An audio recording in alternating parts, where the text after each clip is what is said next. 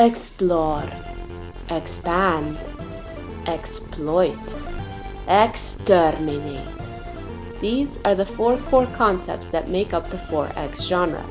If you've played PC games like Civilization or Master of Orion, then you're familiar with the idea of starting with next to nothing, discovering the territory around you, extracting whatever natural resources you can, and destroying anyone you find along the way. Scythe is a 4X light board game that takes place in an alternate history post-World War I Europa, where workers farm and mine the lands while military forces expand to help their factions grow in power. During a turn of Scythe, players can take one of the top row actions on their player map. These allow players to move military units or resource-producing workers on the map, trade a coin to gain resources like food, wood, oil, or metal, produce resources on the map where workers are located, gain power or combat cards which help you defeat enemies, gain popularity which leads to more points at the end of the game, or gain coins which convert into points for the final end of game victory. In addition to, or instead of, the top row action, players can pay resources to take the corresponding bottom row action. These allow players to enlist recruits to give bonuses like additional money, power, or cards, build buildings which give bonuses as well, deploy formidable mechs that make up your military force, or upgrade, which improves top row actions and makes bottom row actions cheaper to buy. As players build up their forces and explore the map, they can claim new territories that produce new resources, have random mini choose-your-own-adventure encounters, or fight other players by bidding higher in power and combat cards. To be clear, Scythe is not Civilization. It doesn't have the same scale, scope, or ambition. But Scythe does provide a simplified, streamlined 4X experience and is one of the most hyped board games of 2016. Does it live up to expectations? Let's see what the going analog reviewers think. We just finished playing Scythe. We've been playing this for a few weeks now, and we're finally ready to review this game. As we said in the intro, this is sort of a 4X light game. It's not quite like as ambitious as a Civilization or Master of Orion or anything like that, but it has elements of 4X, and that's why we're reviewing it today. And so we're going to talk about what we like about the game, what we don't like, and at the end we're going to roll our 1d20s and have that many words to make our final conclusions, then decide as a group if we want to give this game an award or not. I think the most striking thing about the game is its art and its theming is super strong. This sort of like post-World War I, Cold War, alternate history map kind of thing going on. It really grabs you. The components are really awesome. That's actually like one of my biggest likes about it, is I love the theming all the way down to the character cards, the board, the individual cards, all these awesome little like story components that have beautiful art and little choose your own adventure kind of perks. The best part is they could have gone steampunk and they didn't. Yes, there are no monocles. I have nothing against steampunk enthusiasts. It's just they should know that everyone they'll ever meet will hate them. Whoa. Great. And so I'm glad the game didn't hit Go that steampunk. full on steampunk. And no Cthulhu's either. There's no Cthulhu's, which is really unusual for a board game. I think Yeah. 90% of the board games we play is Cthulhu. It's in an expansion. All right. Actually, it's not. We saw the expansion. So what did you think, Christina? It's the best part about this game is playing with all the components. We're probably spoiled because we have this crazy collector's edition too. But the mechs are awesome unless you have the tractor mech. Oh yeah, yellows. I have, Mechs are but the that's stuff. fine. It's still pretty cool though because when you're moving your characters around, there's a lot of personality. I like the cool little animal friends and stuff. But I get the feeling of exploring, which I really like, and that there's just a lot of different ways to play the game. When I opened this game up and saw all the metal coins that we have here and all these little realistic resource tokens. Real nice rules. So this is the expensive version, and full disclosure, like we originally bought the normal edition and the developer, knowing that we were going to review this game, offered to upgrade us to the collector's edition. So we have the giant size board. It's about 50% larger than a normal board, which would be on the back of this thing. like I said, the metal coins were realistic resource tokens, and they had little cool storage little trays that you could put everything in, so it's not like you're emptying Ziploc bags and dumping all the stuff on the table. So it's luxurious. Yeah, it's like when I opened if this you up, have the means. He sort of bathes in them every morning. Yeah. I got a little turned on when I opened up this box, I gotta say. It was the first thing you pointed out to me when you got this. You were like, look at how neat and tidy the storage is. The lids snap securely. It's all nicely And divided. they make little trays that you grab stuff out of. I don't have a ton to add. I think the art is my favorite thing about it. Like everything's kind of a good talking point. You flip over a card and you're like, everyone wants to talk about like, oh, I got like a mech fighting a farmer, meeting a bear, and it's just like, it's all so good. It's kind of breathtaking that like, there's this much good art in one game. There's like hundreds and hundreds of paintings in this game. The animal creatures are totally sweet. Like I'm Olga and Changa, the tiger, and you know this tiger rules. This tiger's my best friend. And we won. You should know that this tiger kicked all these. The muskox dead. That bear dead. This guy has a hawk. Oh. The hawk came in second, okay? The This hawk hawk did is pretty pretty well. cool. It makes up for the tractor. The theming is all based on, I want to make sure I say his name right, Jacob Rosalski was the artist. So the developer of the game, the designer of the game, actually saw his art on Kotaku with all these mechs that are kind of mixed in this 1920s farmland, like you said, post-World War I Europa. And he liked the game, and he just basically designed the game around the art, so they worked together and collaborated, and it carries through really nicely. And for me, the gameplay, I really dig the gameplay because it's so fast. Like on the box, it says an hour or 115 minutes, which is just 5 minutes shy of 2 hours. But we finished today, as this is like we've played several times now, we're kind of used to the rules, we're getting pretty streamlined. We definitely finished within an hour for the four of us today. And so it's a quick game. You only have limited moves that you can make, and what's cool, except for your red faction, once you pick one action here, you don't get to pick it again until you move this off. So you only have a few limited choices to make. And what's great to On me, a hot tip for the players at home, red is way overpowered. yeah, it Red. appears that way. Like the last two times Red played, they won by a lot, quite a bit. So you only have a few choices to make, but they're all interesting choices. Like, do I want to move my guys, or do I want to collect resources, or do I want to produce resources, or do I want to gain power? So you only have a few moves to make. So every turn that you take just goes by really fast. Like my turn, I'm gonna do this. That was your turn, then your turn. But everything feels super important. Like, it's your turn, it feels like, oh, I did so much. It's awesome. And if you waste a turn, it's just the end of the world. Like, you're like, oh god. So it's good, but it's fast, but really important. Yeah, it has kind of the trappings of a deeper game that you feel like this should take 3-4 hours to play. But we've been playing 1 or 2 hours. And then the other thing I'll add too is, like, if you're a more casual board gamer who wants to get into heavier stuff, I think this game does a fantastic job of easing you into it. Again, because you have limited choices, they're really quick, so you're not really stuck in this analysis paralysis mode. And they make it super friendly. Like the reference cards here will explain to you what can you do, what can the characters on the board do, what do your opponents, how can they move across rivers and such like that, things like that. And then my favorite part perhaps is there's actually like a quick start suggestions where they list, okay, if you don't know what you're doing, this is your first time playing this game, instead of being overwhelmed by choices, do this for your first turn, second turn, third turn, so on. And I'm like, this is brilliant. It's a great way to ease new players into a sort of heavier board game. It's sort of just, the presentation, you're absolutely right. There's ways to ease in and the suggestions are nice, but I think a newer player might be really overwhelmed by all these, like Sean really nailed it. These choices are all super weighty. Yeah. And I think a lot of times, especially in the early games, I would find myself just like, well, I guess I'll do this and see what happens. And that didn't really pan out. Like, if you don't understand all the choices, especially with how many win conditions and ways to get points there are, I feel like it can be really intimidating. It does a good job of trying to lower that barrier, but I actually think it's pretty dense and it's pretty complex and it's so fast. The game's over so quick. I think the new players are at a crazy disadvantage, more so in this game than any other, because there's no dice, there's no randomization. A smart player can think 6 turns ahead, and at the beginning of the game, no one's fucking with you. You're just all by yourself, taking whatever territories you want.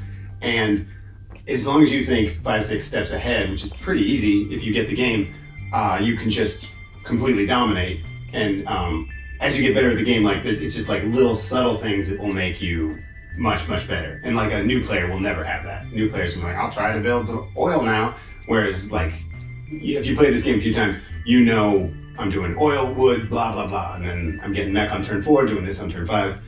And it will be turn 8 or 9 before anyone's even going to be able to get in the way of your plan. Yep. So I'm just saying, first time you play this game, you're going to get annihilated by your friends who have played it before. Yeah. Which happened. If you're playing with people of a similar skill level, I think it's great because then you can explore together, and if you suck, they suck also, and you're just exploring together. But yeah, if you throw in anybody who's played it before, it starts feeling like I'm just fighting against this colossus that I can't do anything with. What did you guys not like about the game? And you mentioned earlier. Right, I do think Red's a little overpowered. Let me explain the mechanics of the game is each turn you do a thing, one of your 4 actions, and then next turn you can't do that action again. Whereas Red can do whatever it wants, whenever it wants. So, for example, I could produce 3 turns in a row, whereas you might have to produce, you have to move, and then go back to produce. So it's just, it sounds silly, but it's really overpowered in this game, at least from my perspective. Like, I can plan out my turns so much more efficiently.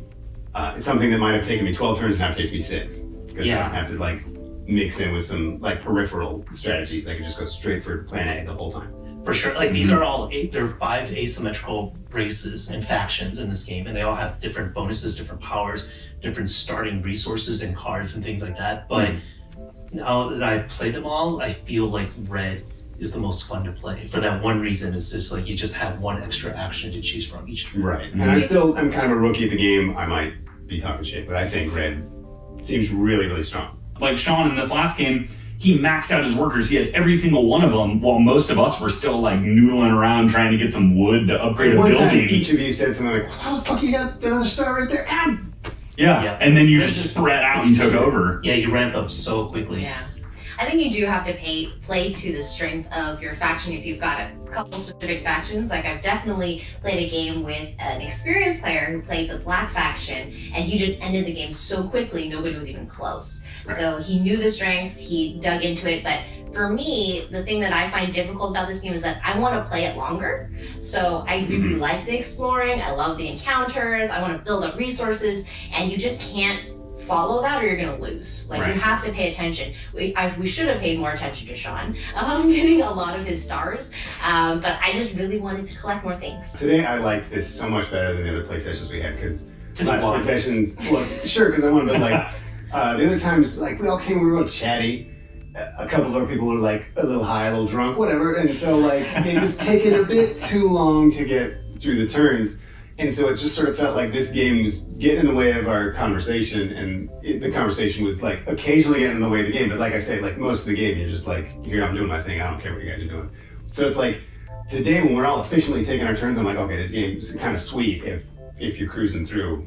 Territory control and the combat on this feels kind of tacked on, because the penalty for losing combat is negligible. Right. Like, if I beat you in this spot, you go back to your little base and then you're back there in a turn or 2. So it might be the difference between, a key move, but it's not really that punitive, and there's not that much benefit to going into combat other than getting a star or something like that. So it's like they had to incentivize combat, but usually you want combat to be for the sake of what you win from it, not just some points, like a token victory. Well, how many turns would you estimate like you play in a game? It was like 15-ish, 20? Yeah, 15, 20, I'd guess. And so the idea of losing a turn is pretty big, but the idea of also engaging in combat means you had to like move some guys into a space, generate resources in that space, build a mech in that space, move that mech over to the combat. So we're like 4 turns minimum to initiate that combat. So if you can only make them lose 1 turn for like the 4 you spent, the defender who just got their ass kicked kind of got the better end of that deal. And so like that's maybe one of the issues of the game, is that combat doesn't have a huge reward to it.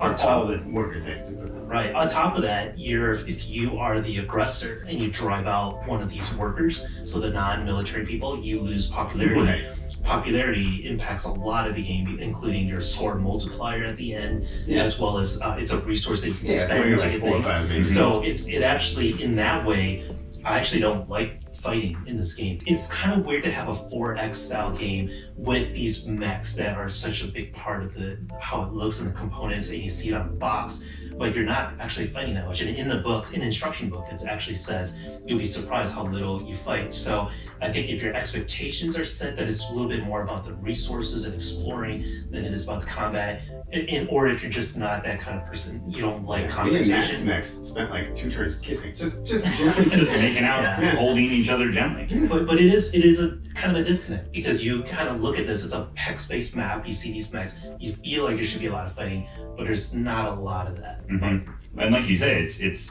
punitive to do it. Like, I was looking at one of your squares, I mean, it's still on the board where you have all these resources. I'm like, man, I have an ability that I could use a tunnel and get there in one move and take all that stuff.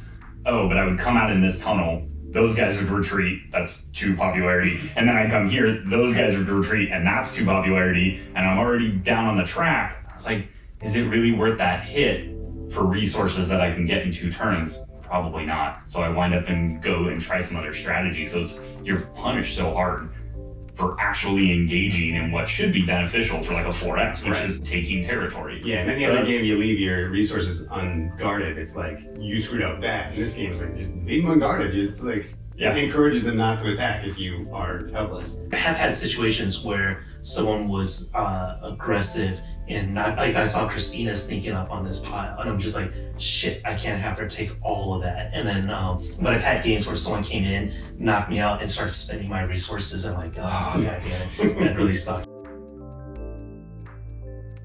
Let's get to the conclusion. So this is our new format. We're each gonna roll. Hey, look, we got new dice for everybody. Thanks, Gen Con. Chunky dice from Gen Con.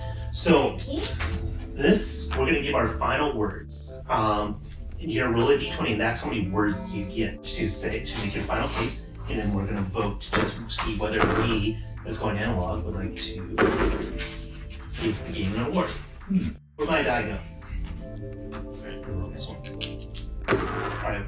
Whoa, 20. Alright, I got 20. What did you roll? 12. 9. 6. Alright. So let's take a few seconds to write that out. Okay, we are done. Now, we've never rolled a 20 before. So here are my 20 words. Beautiful game, fast-paced, not ambitious like full 4X, but that's okay. Mom, that high drunk mentioned earlier wasn't me. He did just say that. Alright, who had the next most number of words? I have 12. Okay. I use my 12 words to say, great single-player game to play with friends, but not slow assholes. Then I had 9, and I said, beautiful art needs to be longer. I love mechs. Oh, that's nice. I had 6. Common theme here. Gorgeous art, why bother with combat? Alright, so now we're gonna vote. We're gonna change it up slightly from last episode because I decided I don't like the sideways thumb. So what we're gonna do is this: 2 thumbs if you love it, 1 thumb if you like it, 1 thumb down if you don't like it. And at the end, if we all unanimously say we all love it, then the game gets an award, a platinum award from the Going Analog Show. Hasn't happened yet. Alright, so on 3, we're gonna vote all at the same time, right? 1, 2, 3. You went sideways. Alright. Yeah, I like sideways too. Sorry. We got 4 likes, so everyone liked the game. We're not going to give it an award this time, so thank you for playing. And then we have some Seanbaby letters from leftover from last episode. Let's do it. Have you ever ended up not playing a board game because the rules ended up being needlessly complicated, or the rule book was written so poorly the rules were unclear? That was a question from Matthew. And in the realm of dick joke writing, I am one of history's greatest thinkers. And even I sometimes get confused. And I was playing this game called Mage Knight, which is pretty popular. A lot of our viewers might have heard of it.